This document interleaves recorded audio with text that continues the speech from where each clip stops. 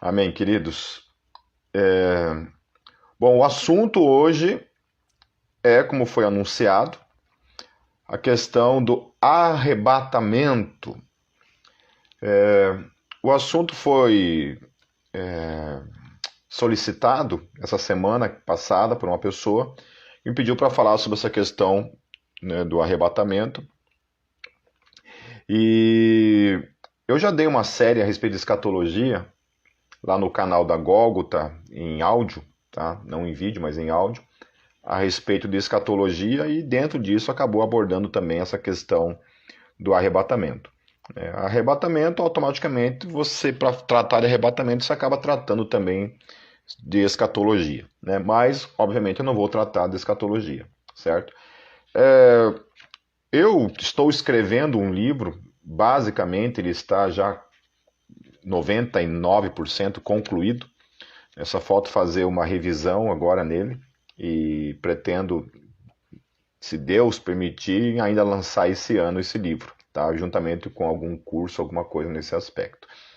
E o assunto desse livro é justamente arrebatamento. Então estou escrevendo esse livro, já quase concluí ele, e é algo realmente assim bem novo nesse aspecto, né? Porque eu vou tratar ali de uma maneira um pouco diferenciada da forma como costumeiramente você acaba vendo nos livros de escatologia, mas vai ser bem interessante. Eu acredito que vai ser uma ótima contribuição para a teologia brasileira, né? E quem sabe seja traduzido em outras línguas e acabe, de alguma forma, também cooperando com a teologia no nosso tempo. Ok?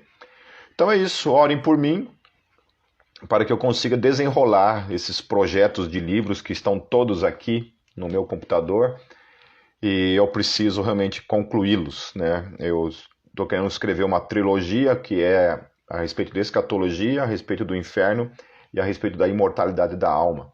Muito do que vai ter nesses livros já tratei já na minha live sobre inferno, na minha live sobre imortalidade da alma, apesar de que, né, nos livros tem algo muito mais assim esmiuçado, mais explicadinho, mais versículo por versículo, né? Então fica mais fácil de você compreender. Amém, queridos? Então vamos lá. Vamos tratar então a respeito desse assunto, arrebatamento. O que é o arrebatamento? Para quem não sabe dessa palavra, o que significa? Popularmente, é um evento que ocorrerá antes do fim do mundo, onde os cristãos serão arrebatados ao céu para estarem com Cristo. Então, resumidamente, é isso, ok? Então, todas as escolas teológicas, não importa qual que seja a escola teológica, acredita nisso, certo? Exatamente todos os cristãos no mundo acreditam nesse evento, ok? Esse arrebatamento será composto tanto dos que estiverem vivos quanto dos santos ressurretos, ok? Apesar de que essa questão aqui que eu tratei, eu vou falar um pouco sobre as escolas aqui para dar agora daqui a pouquinho. Daí vocês vão ver também que existe uma certa diferenciação nesse aspecto, ok? Mas o arrebatamento em si se resume nisso, né? Dos que estiverem vivos, melhor assim falando, certo? Quando cristãos que estiverem vivos no mundo todo serão arrebatados para estarem com Deus, né? Para esse encontro com Deus, para estar para sempre com o Senhor. Então, resumidamente é isso, ok? Apesar de que as escolas diferenciam na forma como isso se dá. Então, eu vou tratar aqui a visão bíblica a respeito desses textos, né, que tratam sobre esse assunto. Então, lá, ó, em Mateus 24, 40 a 41 e 1 Tessalonicenses 4, 16 e 17. São os dois textos base que se utiliza para defender, né, mesmo para ensinar acerca dessa questão do arrebatamento, ok? Então, Mateus 24, nos versículos 40 a 41, diz assim: estando dois no campo, será levado um e deixado o outro. Estando duas moedas no moinho, será levada uma e deixada outra. Ok? 1 Tessalonicenses 4, 16 e 17 diz assim: porque o mesmo Senhor descerá do céu com alarido e com voz de arcanjo e com a trombeta de Deus. E os que morreram em Cristo ressuscitarão primeiro. Depois nós, os que ficarmos vivos, seremos arrebatados juntamente com eles nas nuvens, a encontrar o Senhor nos ares, e assim estaremos sempre com o Senhor. Então, esses dois textos, basicamente, são os textos utilizados pelas escolas em relação à defesa do arrebatamento, né? Desse ensino teológico sobre a questão do arrebatamento que ocorrerá. Então, aqui o que o livro, que basicamente está dizendo nos dois textos, é que um será levado e um será deixado. E tendo essa ideia de que um vai se encontrar com o Senhor e o outro vai ser deixado. Ok? Né? Paulo já liga isso de uma maneira um pouco, certo? Então, assim, por exemplo, a letra do Cates Barnea, aquela música Apocalipse Now, ela fala mais ou menos sobre uma das visões teológicas a respeito dessa questão do arrebatamento. Então diz assim, ó: dois numa cama, um será levado. Nos céus haverá aviões desgovernados, pilotos também arrebatados. Na terra grande confusão. O que será que a todos engoliu? O padeiro sumiu, a secretária sumiu, o motorista sumiu, o jornalista sumiu, o executivo e as crianças sumiram, subiram. Na esquina do pecado, o assunto já mandou. Todos, confusos, se perguntam: onde estão os caretas malucos que contavam uma nova história, dizendo que o Filho do Homem viria para levá-los para um outro lugar? Então essa letra, ela traz essa ideia de que vai ter um dia em que milhões, milhares de cristãos no mundo todo vão ser arrebatados, sumirão, desaparecerão no mundo todo. E aí vai acontecer isso, né? O piloto do avião lá era o piloto e o copiloto e as aeromoças, sei lá, né, eram cristãos, vão desaparecer automaticamente, o avião vai cair porque não vai ter quem o pilote, né? O marido ímpio, casado com uma mulher cristã, a esposa vai ser arrebatada e ele vai ficar na cama lá, perguntando: cadê minha esposa? Onde minha esposa foi parar? As pessoas vão estar nas ruas andando e de repente, do nada, vão desaparecer milhões de pessoas no mundo, do dia para a noite, vão desaparecer, né? E as pessoas que vão ficar perguntando: meu Deus, o que aconteceu? Onde estão aqueles cristãos, né? Onde que está a igreja? Então, supostamente a igreja inteira vai ser tirada e vai ser deixada aqui na Terra num período, então, né, que cada escola vai defender lá, um período, então, vai ficar o mundo todo sem os cristãos, somente os ímpios nesse mundo, ou aqueles crentes tipo vocês aí que são da Gólgota, tipo esses crentes meia boca assim, né, que escuta rock, que faz tatuagem, que usa piercing, esses crentes vão ficar, né? Agora aqueles que não, que usaram terno e gravata, a mulher que não cortou o cabelo, não rapou o sovaco, essas vão subir, certo? Então essa é a ideia mais ou menos, né? Aí o Fernando aqui também citou a questão do filme Deixados para Trás, né, que realmente é um filme que retrata bem uma visão teológica acerca do arrebatamento, de como ele irá acontecer, certo? Então nós temos basicamente assim três formas de enxergar a questão do arrebatamento. Duas formas acreditam no milênio literal, né? Então, no caso, o arrebatamento ele antecede esse milênio literal, né, supostamente descrito na Bíblia, em que Jesus vai voltar e vai implantar um reino milenar na Terra, né? Essa é uma visão. A segunda grande divisão é aqueles que não creem na literalidade do milênio e, portanto, o arrebatamento é literalmente o fim do mundo. né? Aí nós vamos ver até que ponto, de fato, a Bíblia confirma, né, quais dessas escolas realmente a Bíblia vai confirmar como bíblica, certo? Então, assim, tratando então a primeira parte dessas visões, né, entra nessa questão então da escola pós-milenista e da escola amilenista, né? Essas duas escolas, elas não veem o milênio como algo literal, né, certo? O pós-milenismo, ele acredita que o milênio virá, né, e vai ser implantado de modo natural pela pregação do evangelho no mundo, enquanto que o amilenismo não. O amilenismo já crê que nós já estamos vivendo, né, o milênio, que nós já reinamos em Cristo. Então, mas isso aí é uma outra questão, não vou entrar aqui, ficar descrevendo a questão do milênio, certo? Então, basicamente, essas duas escolas entendem que o arrebatamento vai ser uma coisa abrupta, né? Vai ser assim, Jesus aparece nos céus, ponto, ressuscita os mortos de modo geral, os que estiverem vivos vão ser revestidos de imortalidade. Então, os mortos cristãos que são revestidos de imortalidade e os que estiverem vivos, que também serão revestidos de imortalidade, subirão e serão arrebatados aos céus para estar com Cristo e acabou, fim, certo? Os ímpios serão lançados no inferno, né? Tanto os ressurretos quanto os que estiverem vivos vão ser lançados no inferno. Existe base bíblica para isso que eu estou afirmando? Vamos ver daqui a pouquinho, certo? Já a outra escola, o outro lado, né? Então nós temos aqueles que não entendem a literalidade do milênio e entendem que o arrebatamento é uma coisa única e acabou, certo? Vai acontecer lá no fim e sem algo a mais. É o fim e eternidade para os santos e eternidade de condenação para os ímpios, certo?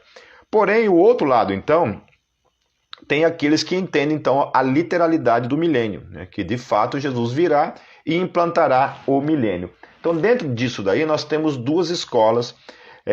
Tem a escola, que é a escola... Ai, meu Deus, cadê aqui? Pré-milenista histórica e dispensacionalismo clássico, ok? São duas escolas, então, que vão entender a literalidade do milênio e vão enxergar, então, essa questão do arrebatamento de maneira que antecede esse milênio, certo? Então, por exemplo, o pós-tribulacionismo, ou seja, o pré-milenismo histórico, né, que também é chamado de pós-tribulacionista.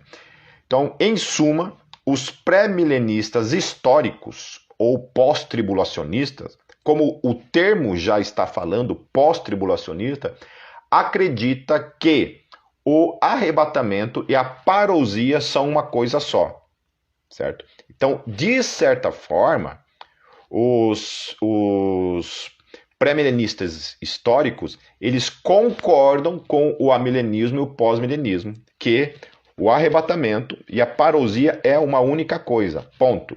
O que difere é que, no caso, eles acreditam que depois do arrebatamento ainda vem a questão lá do milênio, certo? Já os outros dois, não. Isso ocorrerá depois da grande tribulação, que é um tempo de 7 anos que antecede o milênio. Então, esses pré-milenistas, né, e os dispensacionistas clássicos também, eles acreditam num período que antecede o milênio, que é um período de 7 anos, né, 3 anos e meio de paz e 3 anos e meio de guerra. Né? E, então, os pós-tribulacionistas, por que são chamados de pós-tribulacionistas? Porque eles acreditam que o arrebatamento vai ocorrer depois dos 7 anos. Por isso são chamados de pós-tribulacionistas. Já os dispensacionalistas clássicos pensam o seguinte: eles creem que a segunda vinda de Cristo será dividida em 2 fases. A primeira é o arrebatamento secreto da igreja, onde vão desaparecer lá, onde a música aqui do Cates Barnea descreve, em 2 fases. Então, o primeiro é o arrebatamento secreto da igreja, que ocorrerá antes da grande tribulação. Então, é antes. Então, vai acontecer ou 7 anos antes do milênio, ou 3 anos e meio antes do milênio, certo? Porque a grande tribulação acontece na metade desses 7 anos para frente. E a segunda, que implica na volta visível de Cristo por todo o olho. Então, acontece esse arrebatamento dos santos, daí depois acontece, lá antes do milênio, acontece a parousia e então a ressurreição dos mortos, certo? Então, é assim que eles acreditam. Que mais aqui? Os dispensacionalistas clássicos se dividem entre pré-tribulacionistas ou mesotribulacionistas. O que significa isso, então? Que os pré-tribulacionistas acreditam que vai acontecer antes dos 7 anos. Os mesotribulacionistas acreditam que vai acontecer em 3 anos e meio antes do milênio, certo? Esta é a visão, então, do pré-tribulacionista, certo? Os dispensacionalistas clássicos também, de modo diferente de todas as demais escolas, acreditam que o Espírito Santo neste período de 7 anos será tirado da terra. Então, vocês já ouviram esse tipo de afirmação teológica? Eu já ouvi várias vezes assim falar nesse tipo de coisa, né? Que o Espírito Santo, antes do milênio, será tirado da terra, 7 anos lá, né? Falam que também muitos judeus nesse período vão se converter, né, em que o Espírito Santo vai ser tirado da terra. De que forma vai se converter? Porque se a Bíblia fala que é o Espírito Santo que nos convence, olha, só Deus sabe que cada um se vire para responder em relação a isso, né? Em relação à ressurreição, ambas as escolas também diferem quando isso irá ocorrer. Então, os pré-milenistas históricos acreditam que a primeira ressurreição ocorrerá antes dos 7 anos, né? Então, junto ao arrebatamento. Então, enquanto que os dispensacionalistas clássicos acreditam que ela ocorrerá no final dos 7 anos, quando acontecer a parousia. Ambas, porém, concordam que os ímpios somente ressuscitarão após o milênio. Certo? Então, basicamente, essas são as formas de enxergar, né, essa questão do arrebatamento. Em resumo, basicamente é isso, né? Os amilenistas e pós-milenistas não acreditam né, no milênio que virá pós o arrebatamento ou pós a parousia. Acreditam que a parousia e o arrebatamento é uma coisa só, assim como eu sempre confundo os dois, então tenho que estar sempre olhando aqui. Já os pré-milenistas históricos também acreditam que será um único evento, enquanto os dispensacionalistas históricos acreditam que isso antecede 7 anos antes do milênio ou no meio dos 7 anos. Ok? Então tá, vamos lá então para o que a Bíblia de fato fala. Né? Porque uma coisa é aquilo que a gente aprende nos livros, aquilo que muitas vezes é ensinado num púlpito, e você, como um leigo teológico, muitas vezes você simplesmente escuta aquilo sendo ensinado, você não tem ferramentas de exegese e hermenêutica, né? E não entende de fato assim como se dá a hermenêutica do pastor que está ali pregando para você. Se é que aquele pastor que está pregando para você sabe alguma coisa de hermenêutica, porque muitas vezes nem sabe. E me desculpa estar falando isso, porque a maioria dos pastores pentecostais não sabem fazer nem exegese e nem hermenêutica. Recentemente, os pastores, por exemplo, da Assembleia de Deus, têm feito seminário teológico, então têm aprendido essa questão da exegese e da hermenêutica. Então tem muito teólogo hoje aprendendo essa questão. Mas muitas igrejas pentecostais por aí, infelizmente, muitas delas, os pastores não sabem fazer nem exegese, né, e nem hermenêutica. Okay? Não conhecem. O que seria isso? Não sabe literalmente, né? Ler grego, como fazer realmente um estudo profundo da palavra ali no grego, no hebraico, no aramaico, né? Estudar isso, depois fazer a interpretação com as ferramentas corretas em que você tem que fazer a interpretação. Okay? Então, assim, eu como teólogo, né, obtive todas essas ferramentas dentro do seminário, né? Aprendi a fazer esse tipo de coisa. Né? Então, você precisa realmente aprender, né? Então, por isso que eu sempre indico que todos devem fazer um seminário, pelo menos para aprender essa coisa básica da exegese e da hermenêutica. Porque nas questões demais teológicas, a respeito de teologia sistemática, você pode comprar livros de teologia sistemática e aprender depois em casa, lendo em casa, né?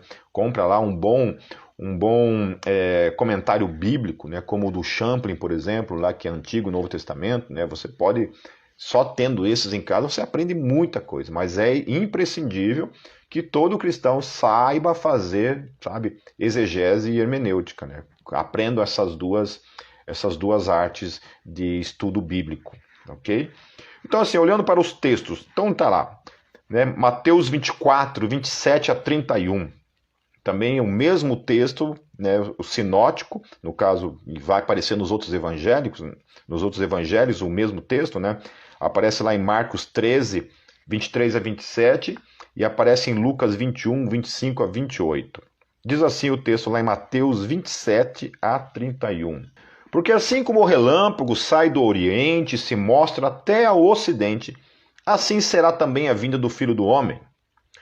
Pois onde estiver o cadáver, aí se ajuntarão as águias. Então Jesus está falando da vinda dele, ok? Vinda dele.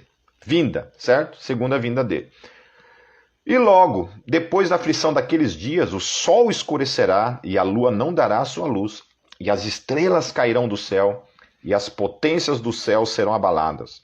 Então aparecerá no céu o sinal do Filho do Homem, e todas as tribos da terra se lamentarão, e verão o Filho do Homem vindo sobre as nuvens do céu, com poder e grande glória, e ele enviará os seus anjos com rigor, com rijo clamor de trombeta, os quais, quem? Os anjos, ajuntarão os seus escolhidos desde os quatro ventos, de uma a outra extremidade dos céus.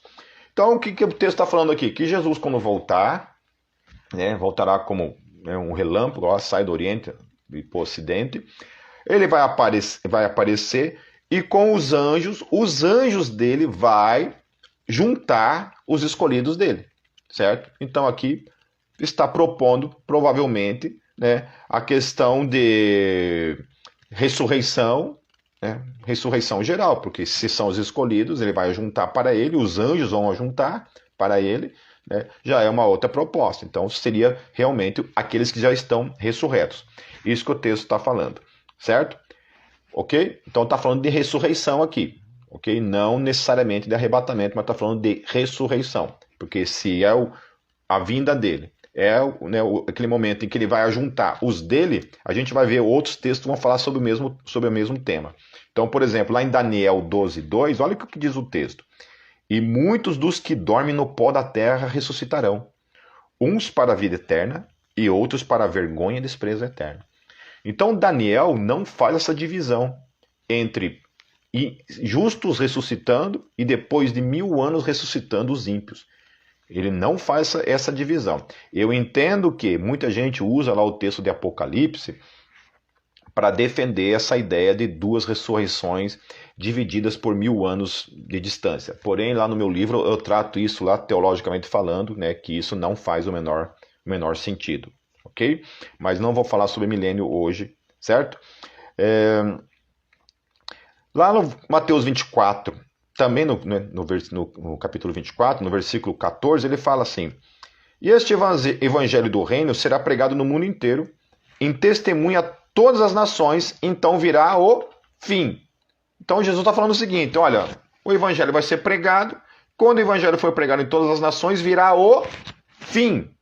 Fim para mim é fim, certo? Fim é uma coisa. Fim só tem um sentido para mim. Fim, acabou, né? Quando termina lá um filme lá, The End, é The End, acabou, não tem, é fim, certo? Fim é fim, não tem nada que vem depois. Então aqui já está propondo o seguinte, que não tem nada que vai acontecer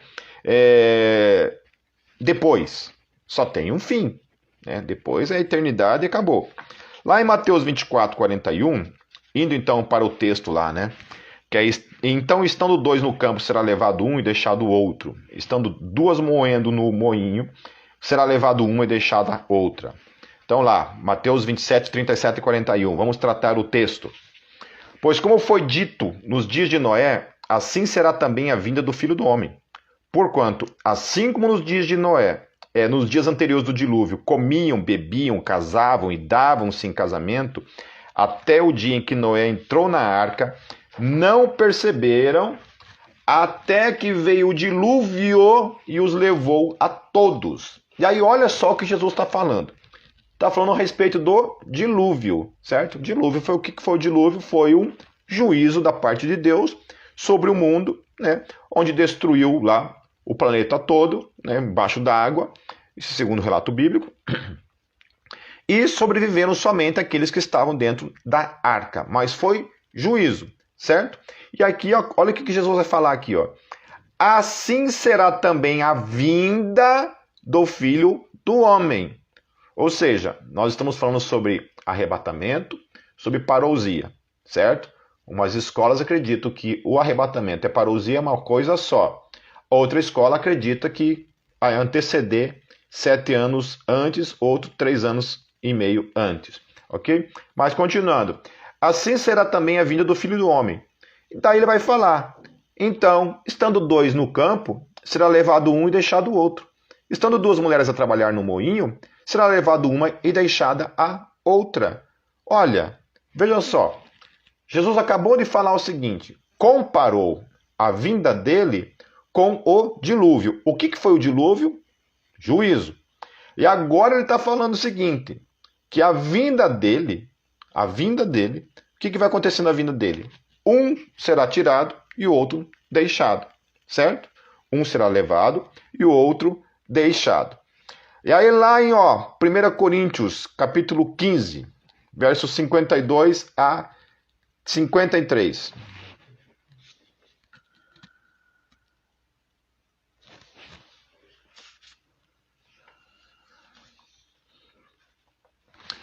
No momento, num abrir e fechar de olhos, ao som da última trombeta, porque a trombeta soará, e os mortos serão ressuscitados incorruptíveis, e nós seremos transformados, porque é necessário que isso que é corruptível se revista da incorruptibilidade, e que isto que é mortal se revista da imortalidade. Então Paulo está tratando também mais uma vez.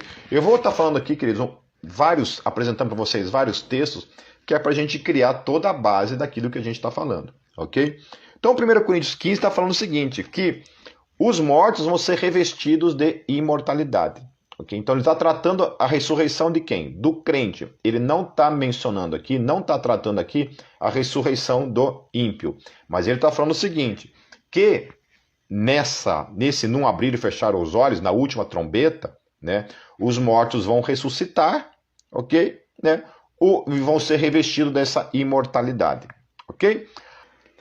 Então eu vou ler de novo aqui lá em Mateus 24, 36 a 51.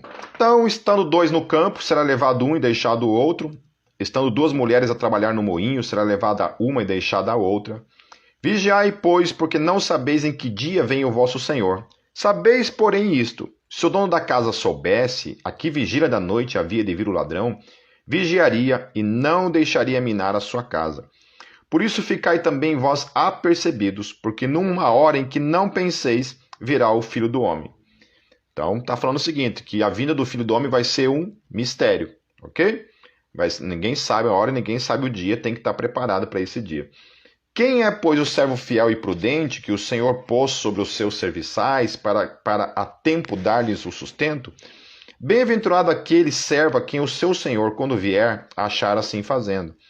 Em verdade vos digo que o porá sobre todos os seus bens. Mas se aquele outro, o mau servo, disser no seu coração, meu senhor tarda em vir, e começar a espancar os seus conservos e a comer e beber com os ébrios, virá o senhor daquele servo num dia que não o espera, e numa hora de que não sabe, e cortá-lo-á pelo meio, lhe dará a sua parte com os hipócritas, ali haverá choro e ranger de dentes. Então Jesus está ligando essa questão da vinda dele com essa questão do choro e ranger de dentes. Essa parte aqui no texto é muito importante a gente entender. Jesus estava falando lá, 2 vão estar no campo, um será tirado, né, e um será deixado, ok? É isso que ele está falando, né? Um vai ser levado, outro vai ser deixado. Então, essa ideia, então, de que, né, 7 anos antes do milênio, né, uns serão levados, um vai ser deixado durante 7 anos, ou na metade lá, uns serão tirados e outro, mas durante 3 anos e meio os outros serão deixados. Mas essa parte aqui que Jesus fala, então, que os que forem deixados, ali haverá choro e ranger de dentes. Então, olha só, o texto está complementando que o arrebatamento será no dia do juízo, na parousia. É nesse sentido que o texto afirma que um será tirado e outro deixado. Vocês se lembram que Jesus havia dito que enviaria os seus anjos para pegar os seus eleitos? Ok? Certo? Pois bem, é disso que o texto está falando, que no dia da parousia, Jesus enviará os seus anjos para buscar os seus eleitos. Os eleitos, aqueles que vigiaram e permaneceram na fé, serão tirados, enquanto que os ímpios e aqueles que rejeitaram o Filho serão deixados. Em seguida, esses que o rejeitaram receberão o juízo da parte de Deus, assim como foi no dilúvio, assim como foi com Sodoma e Gomorra. O texto diz que haverá choro e ranger de dentes. É interessante que essa expressão, choro e ranger de dentes, em Mateus 13, fala que isso ocorrerá no fim do mundo, com aqueles que forem lançados no inferno. Olha só. Então, lá em Mateus 13, nos versos 40 a 42, olha o que diz. Pois assim como o joio é colhido e queimado no fogo, assim será no fim do mundo. Mandará o Filho do Homem os seus anjos, e eles ajuntarão do seu reino todos os que servem de tropeço e os que praticam a iniquidade, e lançá-los-ão na fornalha de fogo. Ali haverá choro e ranger de dentes. Olha só. Então, a expressão lá, no texto que fala que um será tirado, outro será deixado, e os que forem deixados serão lançados onde vai haver choro e ranger de dentes. Aqui em Mateus está ligando essa questão de choro e ranger de dentes em relação àqueles que vão ser lançados no fogo do inferno, ou seja, no Geena, como eu havia falado na outra live a respeito de inferno. Então, aqui o texto está dizendo o seguinte, que essa história de mais 7 anos não existe. Essa história de mais 7 anos, ou mais 3 anos e meio, não existe. Ou mais milênio, não existe. Não existe nesse texto. Okay? Choro e ranger de dentes tem um único sentido nas Escrituras Sagradas. Choro e ranger de dentes significa juízo eterno. Significa fogo eterno. Significa Geena, ou inferno. Certo? Então, logo, choro e ranger de dentes estão ligados ao dia do juízo e não a um suposto tempo de 1000 anos ou 7 anos em que pessoas seriam deixadas para fora dos muros de Jerusalém, como essas teologias tentam ensinar, em que Cristo vai estar sentado num trono, por exemplo, reinando. Esse texto também refuta a ideia de um suposto arrebatamento secreto, onde crentes irão desaparecer. Mas os ímpios e alguns judeus permanecerão na terra por 7 anos, antes de um suposto milênio literal. O texto é claro que o choro e ranger de dentes ocorre justamente diante do juízo que estes estão recebendo. Olha só que interessante. O arrebatamento será o fim do mundo, ou no fim do mundo. Será o encontro dos santos com Jesus nos ares, enquanto que aqueles que foram deixados, os ímpios, serão lançados no lago de fogo, aonde vai haver choro e ranger de dentes, que é lá o que Mateus 13 fala. A grande tribulação, a qual os pré-milenistas se referem, que irá ocorrer pós-parousia, elimina totalmente a ideia de um juízo, como Jesus descreve em se comparando ao dilúvio, a Sodoma e Gomorra, e ao choro e ranger de dentes. Os pré-milenistas afirmam que o choro e ranger de dentes só ocorrerá depois do milênio, que ocorrerá após o arrebatamento, o que contraria o que o próprio texto descreve claramente. Amém? Então, arrebatamento é uma única coisa. Parousia, juízo final. O arrebatamento nada mais é do que esse encontro dos ressurretos e dos que estiverem vivos, segundo aquele texto lá de 1 Coríntios que a gente leu, certo? Vão ressuscitar os mortos, os que estiverem vivos vão ser revestidos de imortalidade, e ambos vão se encontrar o Senhor nos ares. E os que forem deixados, Então vão haver dois. Um será levado, um será deixado. O que vai acontecer com esse que vai ser deixado?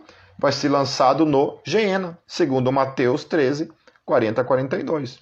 Choro e ranger de dentes. Continuando no texto de Mateus 13, olha só para você ter uma ideia. Tem mais detalhes que reforçam a ideia de que a parousia será dia de juízo final, ou o arrebatamento será no dia do juízo final. Diz assim, a partir do versículo 43. Cadê? Então, os justos resplandecerão como o sol no reino de seu Pai. Quem tem ouvidos, ouça. O reino dos céus é semelhante a um tesouro escondido no campo, que um homem, ao descobri-lo, esconde. Então, movido de alegria, vai, vende tudo quanto tem e compra aquele campo. Outro sim, o reino dos céus é semelhante a um negociante que buscava boas pérolas, e encontrando uma pérola de grande valor, foi, vendeu tudo quanto tinha e a comprou. Igualmente, o reino dos céus é semelhante a uma rede lançada ao mar, e que apanha toda espécie de peixes. E quando cheia, puxaram-na para a praia, e sentando-se, puseram os bons em cestos, os ruins, porém, lançaram fora. Assim será no fim do mundo. Sairão os anjos e separarão os maus entre os justos e lançá-los-ão na fornalha de fogo. Ali haverá choro e ranger de dentes. Olha só que coisa interessante, né? O que Jesus está falando aqui? Que o fim do mundo vai ser com uma rede lançada ali, ó, pum, lançou a rede, recolheu a rede. Nessa rede vai ter os peixes bons e os peixes maus, certo? O que você faz com os peixes bons? Coloca lá no cesto de peixes bons. Os peixes maus são lançados no fogo. Fogo. Fim do mundo.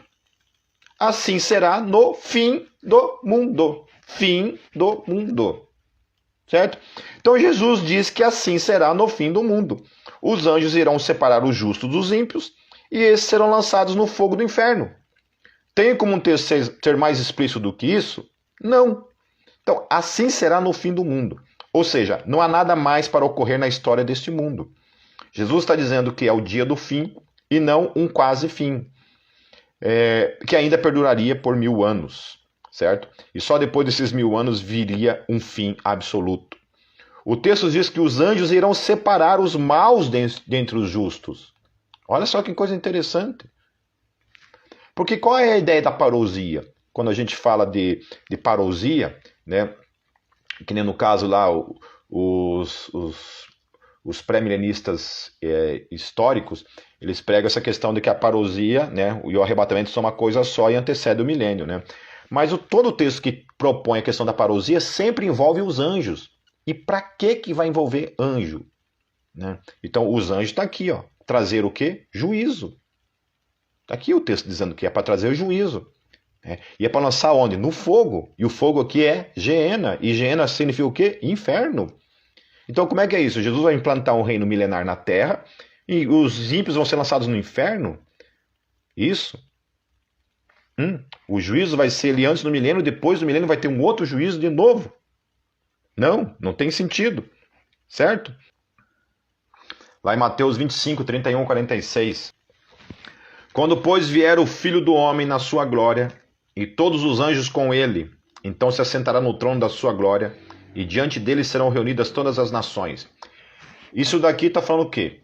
Que lá na parousia, né, aí não importa se é pré-milenista, se é milenista, quem quer que seja, acredita que isso aqui vai acontecer, certo? Né? O que acontece é que os amilenistas e os pós-milenistas acreditam que isso aqui vai acontecer no fim. Né? E as demais escolas que isso daqui vai anteceder o milênio. Então entenda bem que quando um pré-milenista está olhando para isso daqui, ele está olhando para isso daqui antecedendo a algo, a um tempo que virá depois, a 1000 anos. Então você imagina isso, que ele está imaginando que isso daqui está acontecendo e depois isso daqui vai acontecer um período de 1000 anos. Vamos ver se é isso mesmo que o texto está falando. Então Mateus 25, 31, 46, tá? 31 a 46.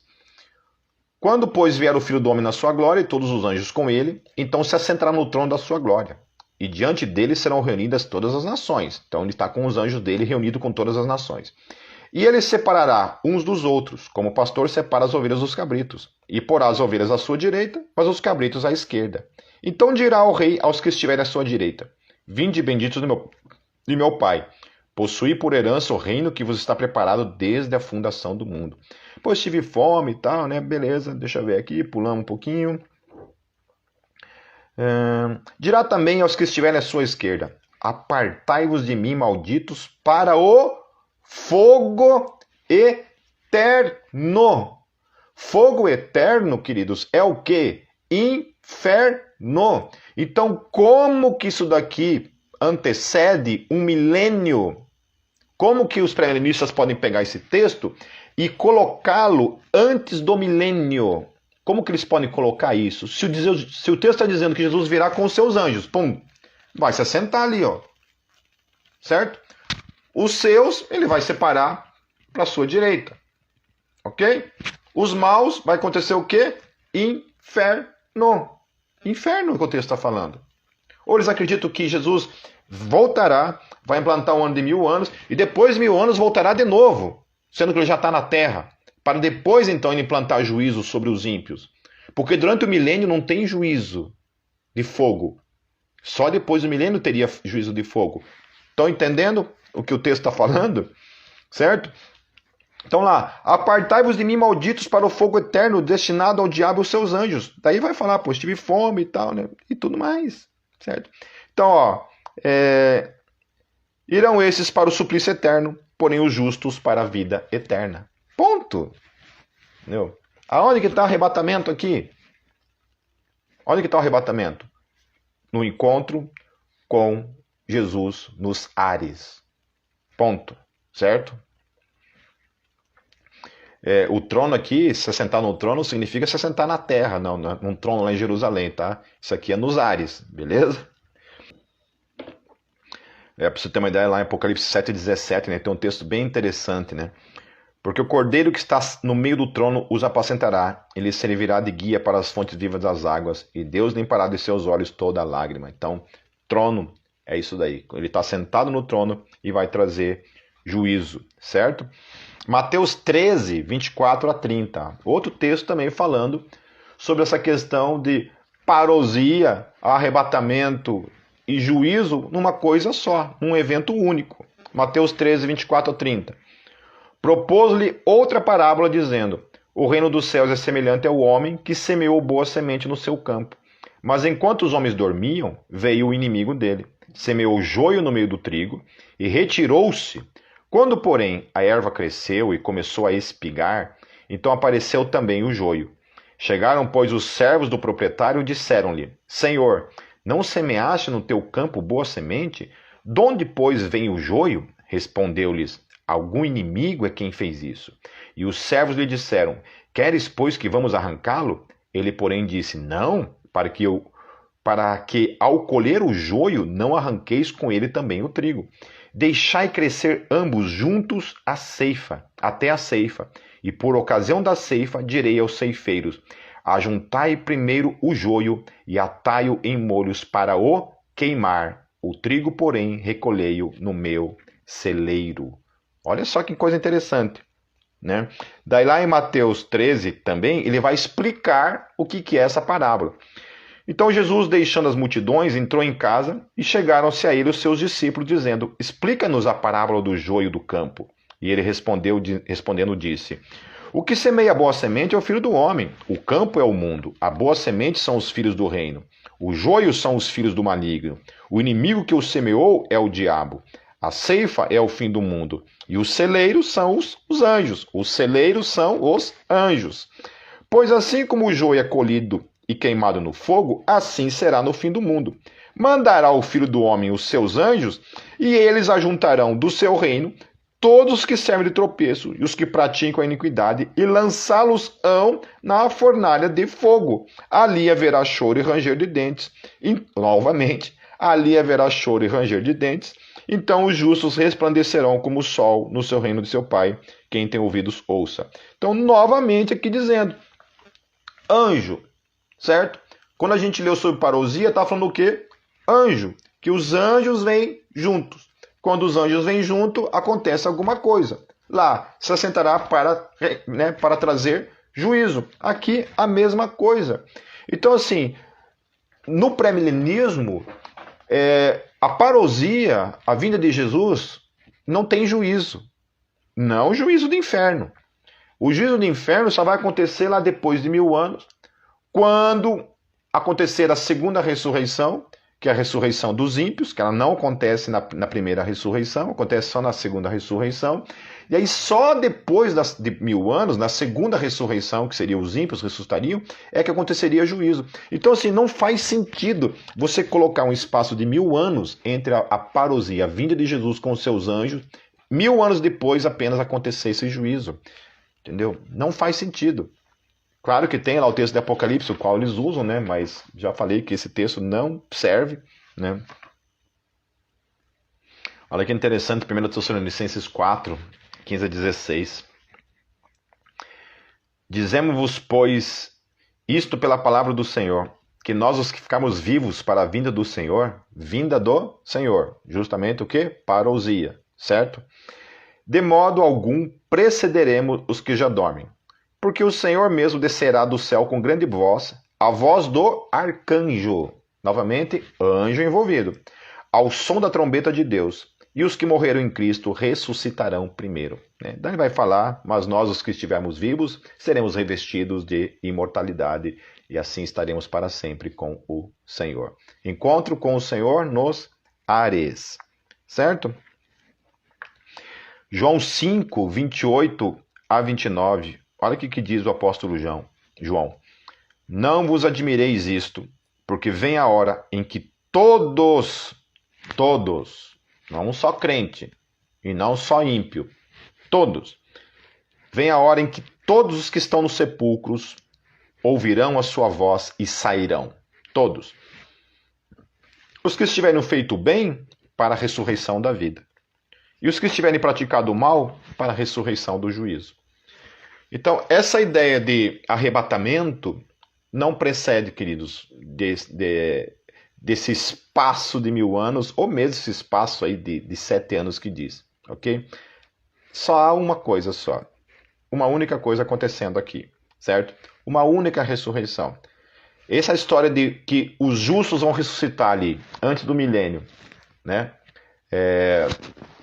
Serão revestidos de imortalidade e vão ficar mil anos aqui na Terra. E só depois de 1000 anos, segundo eles estão olhando esse texto aqui, só depois de 1000 anos os ímpios vão ressuscitar, né? E aí vão receber o juízo só depois de 1000 anos. Apóstolo João. Certo?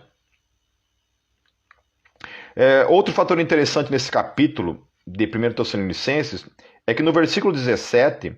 Paulo fala que os que estiverem vivos serão arrebatados e se encontrarão com ele nos ares. Olha só que interessante.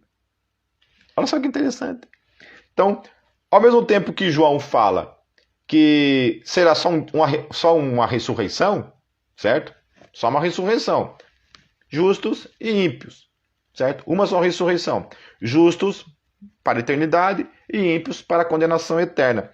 Lá no versículo 17 de 1 Tessalonicenses, no capítulo 4, dos versos 15 a 16, que Jesus está falando do... Olha, vamos ler de novo o versículo, o capítulo 4, verso 15 a 16. Dizemos, pois, isto pela palavra do Senhor, que nós que ficarmos vivos para a vinda do Senhor, de modo algum precederemos os que já dormem. Porque o Senhor mesmo descerá do céu com grande voz, com grande brado, a voz do arcanjo ao som da trombeta de Deus, e os que morreram em Cristo ressuscitarão primeiro. Depois nós, os que ficarmos vivos, seremos arrebatados juntamente com ele nas nuvens ao encontro do Senhor nos ares, e assim estaremos com o Senhor para sempre. Então aonde vai ser esse encontro? Nos ares. Mas a ressurreição não é uma coisa só? Então o que acontece com quem ficar? Que aí estão dizendo que vão ser os judeus, que não existe base bíblica alguma para isso. Que o Espírito Santo vai ser tirado da terra, meu Deus do céu. Se o Espírito Santo for tirado da terra, quem que vai se converter? Se não for por meio do Espírito Santo? Quem vai se converter? E aqui está falando que o arrebatamento é um encontro com ele nos ares. De quem? Dos vivos, certo? Que foram revestidos de imortalidade, e dos ressurretos, que vão também ser revestidos de imortalidade. E o que acontece com os ímpios? São lançados no fogo do inferno. Né? Que mais aqui?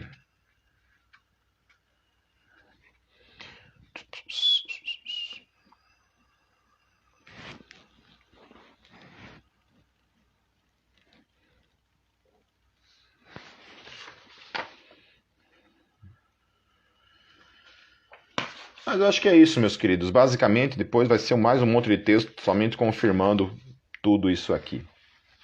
Ok? Certo? Então, esses dois textos aí que supostamente falam de arrebatamento, fala de arrebatamento, mas dentro de uma única perspectiva.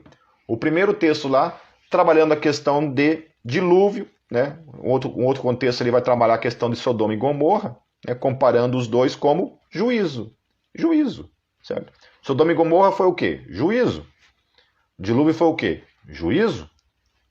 Certo? Os dois estão falando de juízo. Depois o texto de Paulo vai ligar isso ao quê? A ressurreição dos justos e ao arrebatamento, né, dos que estiverem vivos, ambos, no encontro nos ares.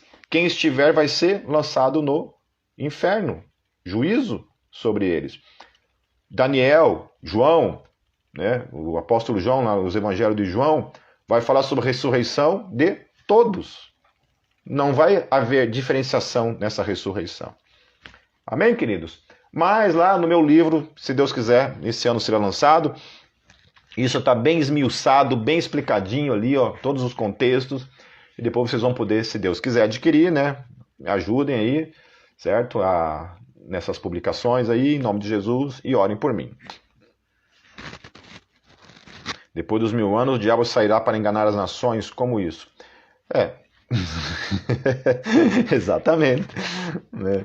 E essa na visão pré-milenista. Na visão amilenista não tem isso, né?